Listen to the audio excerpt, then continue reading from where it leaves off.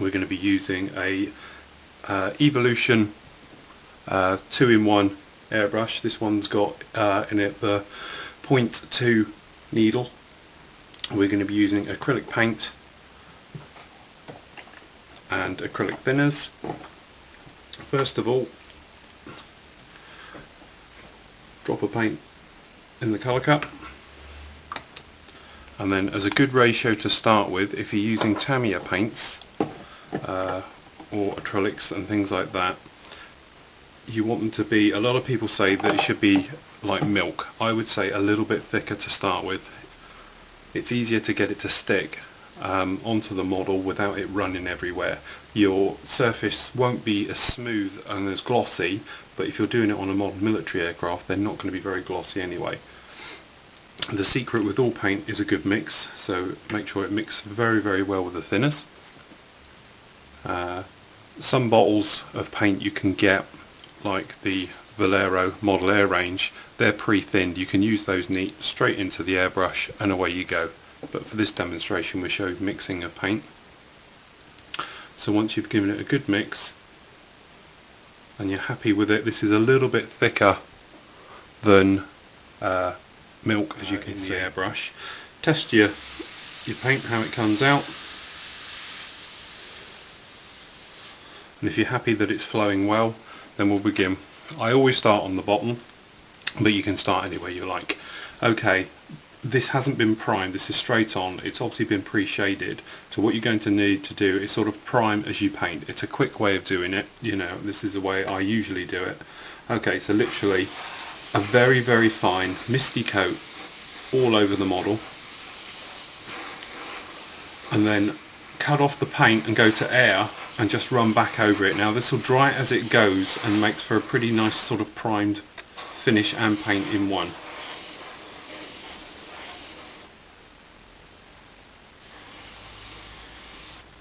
Just like that. And then you can actually start putting down colour. Run over it, stop, back to air,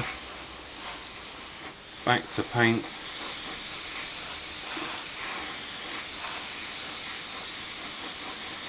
cut the paint off, just air,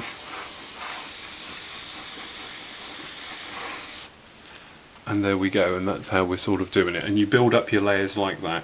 You don't want to obliterate your pre-shading by just whacking it on very thick, so it's lots of little light coats and building up your colour.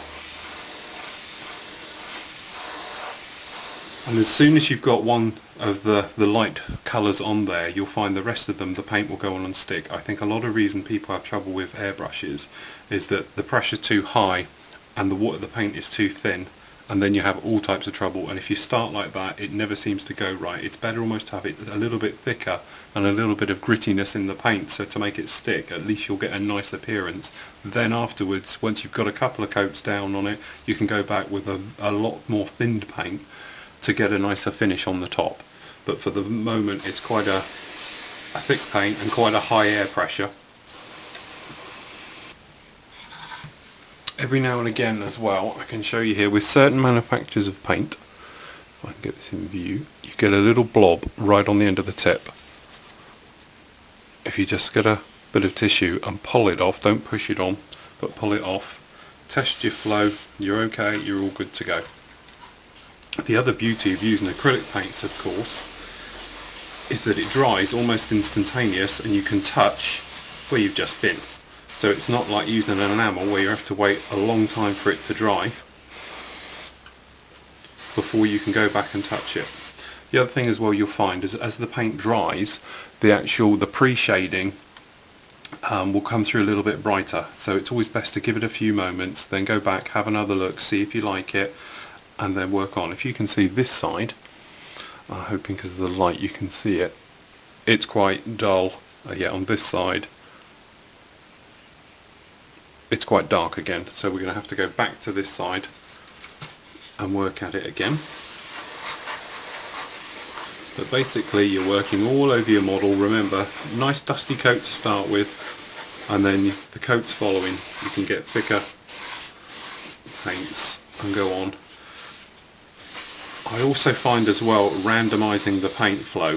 i.e. don't go back and forth like you might see in a car painter do it. If you keep it quite random, you'll get a nice more even finish because you are being so random with it.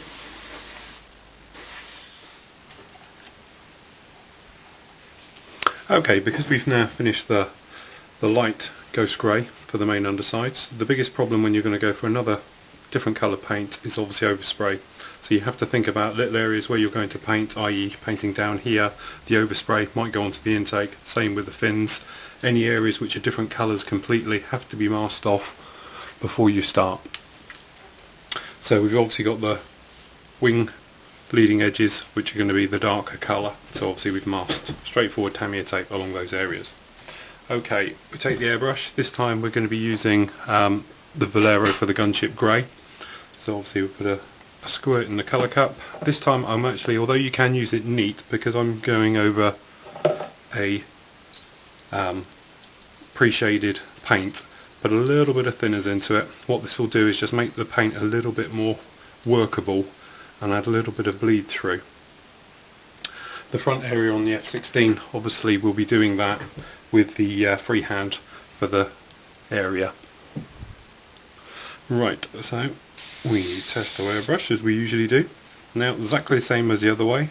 Start wherever you feel comfortable. Let's say the wing, and we dust on first.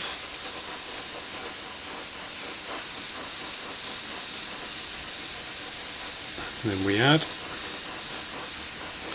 Now obviously we want some of the pre-shading to show through. So now I've stopped the paint and we're just blowing air. And I hope you can see, we can still see a little bit of the pre-shading coming through. So just a touch more. We'll just work our way up here. Same thing, we want the pre-shading to show through, so we don't want to go too over the top. Okay, onto the other wing.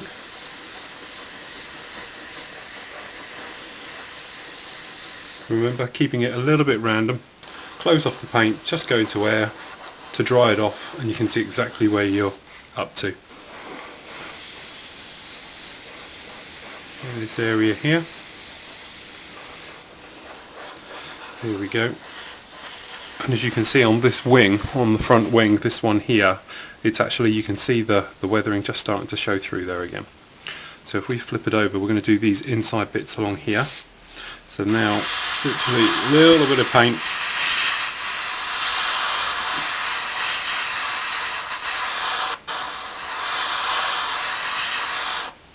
Same on the other side. Just to keep them going. Okay, downwards a little bit, make sure you've sprayed the front half. And there you go, like that. Okay, just turn it around for the back end.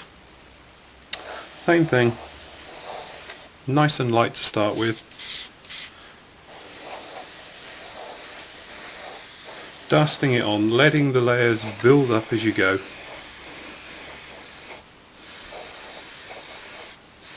Running out of air really. Let's have to do that bit. Right, we'll let that area dry and then we'll start on the front area. Right, for the areas at the front here, on the F16, the gunship grey and the light ghost grey, there's a little swirl, if you like, where it finishes. Now, there's lots of ways to do this. You could mask it with tape, you could use blue tack, people use sausages as blue tack, cardboard, any which way you do it. The thing is, on most of them, as you'll notice, it's not actually a particularly nice line. It's quite a faded in between, so the thing is, I don't want to particularly overdo that. Now, for it, all we'll work it out first. We get our airbrush up to speed and going, and then we'll make our nice feathered effect like that to give us our line where we're going to work to. Then we can colour in, and then by popping on the air, and then we can